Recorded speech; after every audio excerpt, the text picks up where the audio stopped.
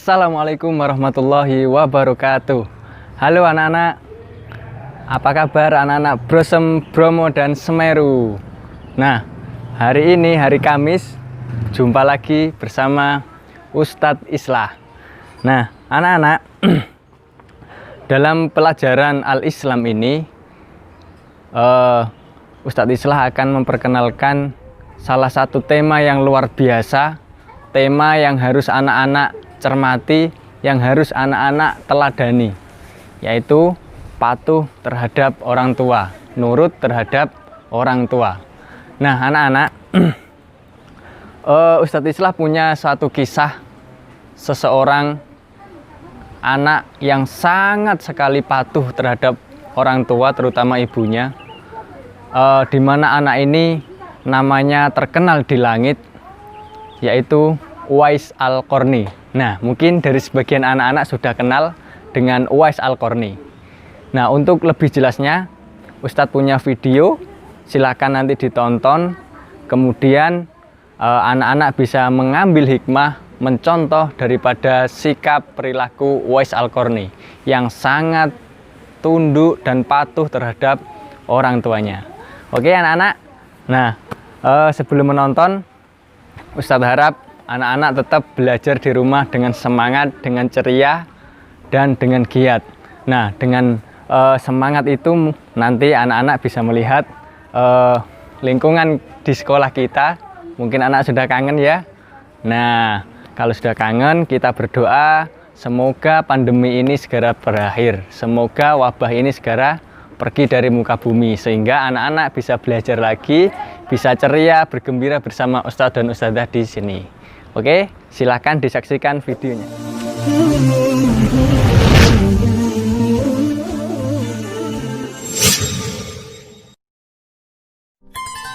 Uwais Al-Qarni adalah anak yatim dari Yaman yang terkenal fakir. Hidupnya sangat miskin. Ia hidup bersama ibunya yang telah tua lagi lumpuh. Bahkan mata ibunya telah buta. Sehari-hari Uwais Al-Qarni bekerja mencari nafkah dengan mengembalakan domba-domba orang pada waktu siang hari. Upah yang diterimanya cukup buat nafkahnya dengan ibunya. Bahkan bila ada kelebihan, terkadang ia pergunakan untuk membantu tetangganya yang hidup miskin. Uwais Al-Qarni memiliki penyakit sopak, tubuhnya belang-belang. Walaupun cacat, ia adalah pemuda yang soleh dan sangat berbakti kepada ibunya. Uwais senantiasa merawat dan memenuhi semua permintaan ibunya. Hanya satu permintaan yang sulit ia kabulkan. "Anakku, mungkin ibu tak lama lagi akan bersama dengan kamu. Ikhtiarkanlah agar ibu dapat mengerjakan haji," pinta ibunya. Uwais tercenung. Perjalanan ke Mekah sangatlah jauh, melewati padang pasir tandus yang panas. Orang-orang biasanya menggunakan unta dan membawa banyak perbekalan. Namun Uwais sangatlah miskin dan tak memiliki kendaraan. Uwais terus berpikir mencari jalan keluar. Kemudian dibelilah seekor anak lembu. Kira-kira untuk apa anak lembu itu? Tidak mungkin pergi haji naik lembu. Walah, ternyata Uwais membuat kandang di puncak bukit. Setiap pagi beliau bolak-balik menggendong anak lembu itu naik turun bukit. Uwais gila, kata orang-orang. Yah, kelakuan Uwais sih memang sungguh aneh. Namun setelah 8 berlalu, sampailah musim haji. Lembu Uwais telah mencapai 100 kg. Begitu juga dengan otot Uwais yang semakin membesar. Ia menjadi kuat mengangkat barang. Tahulah sekarang orang-orang apa maksud Uwais menggendong lembu setiap hari. Ternyata ia latihan untuk menggendong ibunya. Uwais menggendong ibunya berjalan kaki dari Yaman ke Mekah. Subhanallah, alangkah besar cinta Uwais pada ibunya. Ia rela menempuh perjalanan jauh dan sulit demi memenuhi keinginan ibunya. Uwais berjalan tegap menggendong ibunya tawaf di Ka'bah. Ibunya terharu dan bercucuran air mata telah melihat Baitullah. Di hadapan Ka'bah, ibu dan anak itu berdoa. "Ya Allah, ampunilah semua dosa ibu," kata Uwais. "Bagaimana dengan dosamu?" tanya ibunya heran. Uwais menjawab, "Dengan terampunnya dosa ibu, maka ibu akan masuk surga. Cukuplah ridho dari ibu yang akan membawa aku ke surga," jawab Uwais. Subhanallah, itulah keinginan Uwais yang tulus dan penuh cinta. Allah Subhanahu wa Ta'ala pun memberikan karunia-Nya. Uwais seketika itu juga disembuhkan dari penyakit sopaknya. Hanya tertinggal bulatan putih di tengkuknya. Uwais hidup di masa Rasulullah Shallallahu Alaihi Wasallam, tapi sayang beliau belum pernah bertemu Nabi Muhammad Shallallahu Alaihi Wasallam. Suatu hari pernah Uwais berangkat menuju ke Madinah yang berjarak lebih kurang 400 km dari Yaman. Medannya begitu panas diharunginya. Dia tidak peduli semua dilalui demi bertemu dan dapat memandang sepuas-puasnya para baginda Nabi Agung Muhammad Shallallahu Alaihi Wasallam yang selama ini dirinduinya. Tapi sayang, setelah sampai di Madinah, ternyata Rasulullah Shallallahu Alaihi Wasallam sedang berada di medan perang. Sehingga Uwais memutuskan untuk pulang karena ingat pesan ibunya, jangan lama-lama pergi. Sepulang dari medan perang, Nabi Muhammad SAW terus menanyakan tentang kedatangan orang yang mencarinya. Baginda menjelaskan bahwasanya Uwais adalah anak yang taat kepada ibunya.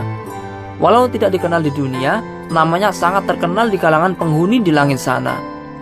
Mendengar perkataan baginda Nabi Muhammad SAW, Aisyah radhiyallahu anhu dan para sahabat terpekun. Menurut Aisyah, memang benar ada yang mencari Nabi dan pemuda itu telah segera pulang ke Yaman karena ibunya sudah tua dan sakit. Rasulullah SAW bersabda, kalau kalian ingin berjumpa dengan dia, Uwais Al-Qarni, perhatikanlah ia mempunyai tanda putih di tengah-tengah telapak tangannya. Sesudah itu Rasulullah memandang kepada Sayyidina Ali dan Umar dan bersabda, suatu ketika apabila kalian bertemu dengan dia, mintalah doa dan istighfarnya. Dia adalah penghuni langit dan bukan penghuni bumi. Beberapa tahun kemudian, Uwais Al-Qarni berpulang ke rahmatullah. Anehnya, pada saat dia akan dimandikan, tiba-tiba sudah banyak orang yang berebutan untuk memandikannya. Dan ketika dibawa ke tempat pembaringan untuk dikafani, di sana pun sudah ada orang-orang yang menunggu untuk mengkafaninya.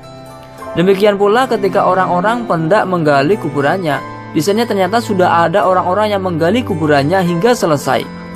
Ketika usungan dibawa menuju ke perkuburan, luar biasa, banyaknya orang yang berebutan untuk mengusungnya. Meninggalnya Uwais Al-Qarni telah menggemparkan masyarakat di kota Yaman. Banyak terjadi hal-hal yang amat mengherankan. Sedemikian banyaknya orang yang tak kenal berdatangan untuk mengurus jenazah dan pemakamannya. Padahal Uwais Al-Qarni adalah seorang fakir yang tidak dihiraukan orang. Sejak ia dimandikan sampai ketika jenazahnya hendak diturunkan ke dalam kubur, di situ selalu ada orang-orang yang telah siap melaksanakan terlebih dahulu. Penduduk Yaman tercengang, mereka saling bertanya-tanya, siapakah sebenarnya engkau wahai Uwais Al-Qarni? Bukankah Uwais yang telah kita kenal hanyalah seorang fakir yang tak memiliki apa-apa, yang kerjanya sehari-harinya hanya sebagai pengembala domba dan unta? Tapi ketika hari wafatmu, engkau menggemparkan penduduk Yaman dengan hadirnya manusia-manusia asing yang tidak pernah kami kenal. Mereka datang dalam jumlah sedemikian banyaknya. Agaknya mereka adalah para malaikat yang diturunkan ke bumi, hanya untuk mengurus jenazah dan pemakamanmu. Sesungguhnya Allah mengharamkan atas kamu durhaka pada ibu dan menolak kewajibannya, dan meminta yang bukan haknya, dan membunuh anak hidup-hidup, dan Allah mencaci padamu banyak bicara dan banyak bertanya, demikian pula memboroskan harta, menghamburkan kekayaan. Hadis Bukhari dan Muslim.